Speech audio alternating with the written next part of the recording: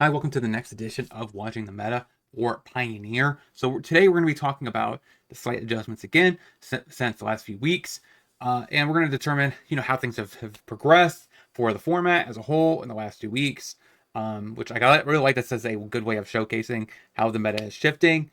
Because based off last week, you could determine where the actual pivots are a lot easier versus actually sitting there and manually writing down everything and making a graph. It just takes too much time, honestly, and it doesn't seem like it'd be that warranted. And you get just enough data, I think, looking at the last 2 weeks when it comes to challenges, results, and all that kind of stuff. I also have two decks to talk about, one of which is featuring a brand new Ether Drift card. So stick around for that. We got some sweet decks to talk about. One of, like I said, one that's featuring the Ether Drift card is a deck I specialize in, so it's going to be kind of fun talking about that.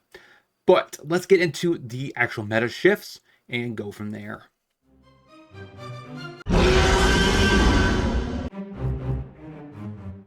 So, out of the blue, Rakdos Demons takes up all the meta percentages that it lost.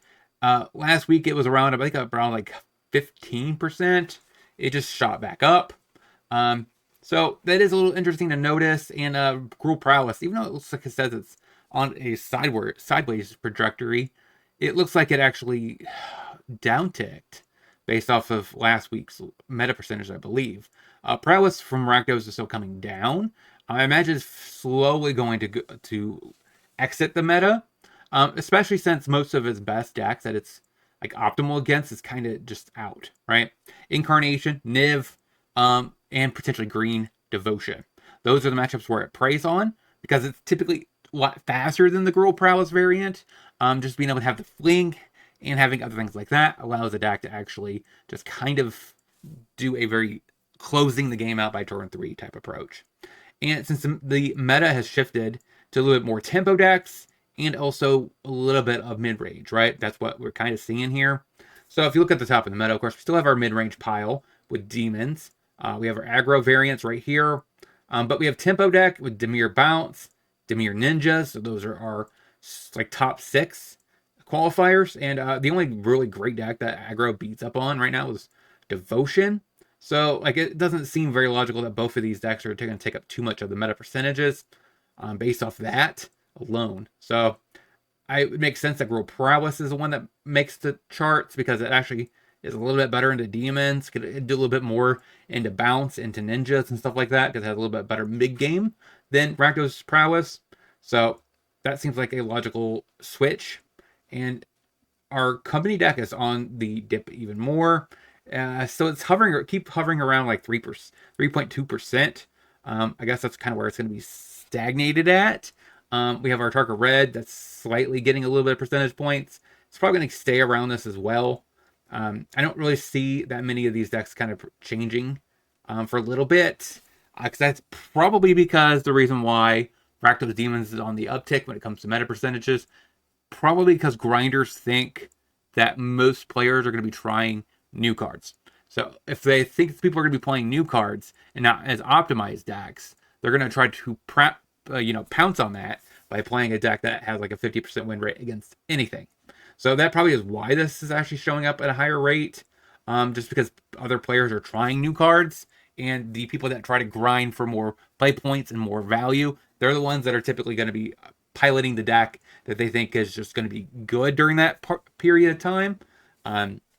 So that's where like really like differentiate. Sometimes like if you determine like the meta is going to be combo not very good into combo, Lotus Field combo is one of the options that comes up in this kind of meta change in a new set drop. But Mardu Greasefang is probably the deck I'd be looking out for. It got brand new vehicles from the set, so I imagine this is probably going to pick up some number of percentage points. So look out for that as well. And here's some board equipments down here. That's probably one of the decks I'm talking about today. So I'm kind of excited about talking about that. But I think that's something like I said noteworthy is when you're definitely considered coming into next week. Of course, you need to target Demons, Prowess, Bounce. Those are your primary ones, and maybe arguably a little bit of Devotion to Phoenix. But I would probably keep in the back of your mind that you might face a Fang deck with the brand new vehicles. But everything else is like 1.5% down here. Overall, there's a lot of decks, different types of decks in Pioneer. I am surprised though that Abzan Greasefang is nowhere to be found. Did everyone conclude that Abzan Greasefang just isn't a deck anymore? And I wasn't a part of this conversation? Let me know in the comment section, because I was under the impression that it was still a deck, and I don't see it anywhere. Yeah. Okay, it's nowhere to be found. There it is. There it is. It has one deck. One deck. Golgari Shapeshift. So yeah, that is a little interesting. The fact that there is no that many results for Abzan Greasefang. So clearly that must mean most Greasefang players have determined that Mardu is the best option. So I would definitely, like I said, recommend making sure you're ready for that matchup. Play against it a little bit if you know someone that's really good at piloting the deck, because I wouldn't be surprised if it sees a little bit more play as people test all the vehicles. Besides that, that's all I got. What do you guys think about this current meta as it stands? Is it going in a positive direction? Let me know all that in the comment section. I don't want to take up too much time talking about meta. This is just a good way for me to actually guarantee a weekly video for lists that are sweet. Because like I said, originally when I started switching to this kind of structure was because I could talk about meta shifts altogether. Make you a little more informed about Pioneer only. Let me know in the comment section if you want me to do standard or something like that as well.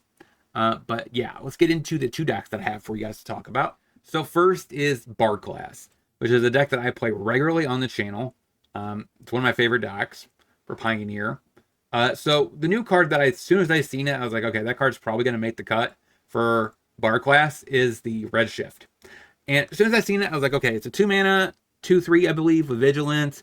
And it taps to add mana for activated abilities based on its power. So if you've already paired that alone with Bard Class, it comes down as a 3/4, which means it taps for 3 to pay into your Bard Class to go to level 4 or 3. So that's really kind of nice. So it does exactly kind of what you want, like as a secondary Ruby. And it looks like honestly they cut a Ruby out of the deck to fit it in. It does have a similar role. But instead of being able to cast your actual spells, it's just strictly trying to make you where you can level up your Bard Class all the way. Also can be nice into your Gorogoro. And I think we're playing the other 2-drop, right? The Witch. I guess not. We also have Rahada, which is kind of nice as well. Weirdly enough, we're only playing one single Mox Amber. But we have 3 Hajars, pretty solid. 2 Gallias, 3 Clothis. 4 of the dinosaur that fights. Then we have a 1 Kari Zev, which is okay. Megalo, Samut, some Commune dinosaurs to get our Bard Class. Torch the Tower for a little bit of removal. Domri as a way to fight as our additional amount of removal. Plus it makes our threats a little bit bigger to get through and deal a bunch of damage. Sideboard, we have a couple Back to Natures for the Overlords. We have a couple Cages for Coco and Graveyard Heat, sort of. Feed the Chain Clan as a way to gain 5 life against aggro. Dragonfire should be able to hit planeswalkers as well as creatures, in case we need a little bit of target spot removal. Artifact and enchantment removal, we have a little bit of pick your poison. You can also get it at Atraxa. We have 3 Pyroclasms for aggro. That is our Bard Class that we had to talk about. The next deck, I think, is a little more spicy than this one. This deck has been around for a little bit. Let's get into the next. So next is this Kellen Patchwork Champion deck. It's built around Chainsaw, Extruder, Leyline Axe, and we have some Shelter by Ghost. We have War Whip as a way to make a little token for Mirrodin, and then we could just equip this for, I think, 5 or something like that. And then we have Boots to give our stuff haste and a little bit of ward. Shadow Spear for a little bit of lifelink and a little bit of trample. Surge to protect our stuff from Fatal Push or Thoughtseize from our hand. So our primary removal is Extruder and Chainsaw. That's kind of interesting a little bit. Sideboard, we get some additional removal with Portable Hole and Salvo. Salvo is probably more for the mid-range threats like a Shield Rid. Just be able to do 5 damage to that. Does kill it. We have a couple copies of Rest in Peace for Graveyard hate like against Fang and also Phoenix. We have Torpor Orb to stop ETB effects. This is primarily for green. Muggery Devotion to stop the card draw, which is very important. You also could bring it in against Atraxa, but probably not as important. Incarnation helps a little bit because most of the creatures have ETB effects. We have 3 Lorens for artifact and enchantment removal. And that's all we got to talk about today. Which one of these decks do you think is your favorite? Let me know in the comment section. I actually tried to play this deck for the stream, but then I realized I didn't have that many Legion extruders because it is a mythic, so I didn't play it. Otherwise, I was definitely going to, and I was excited to try it.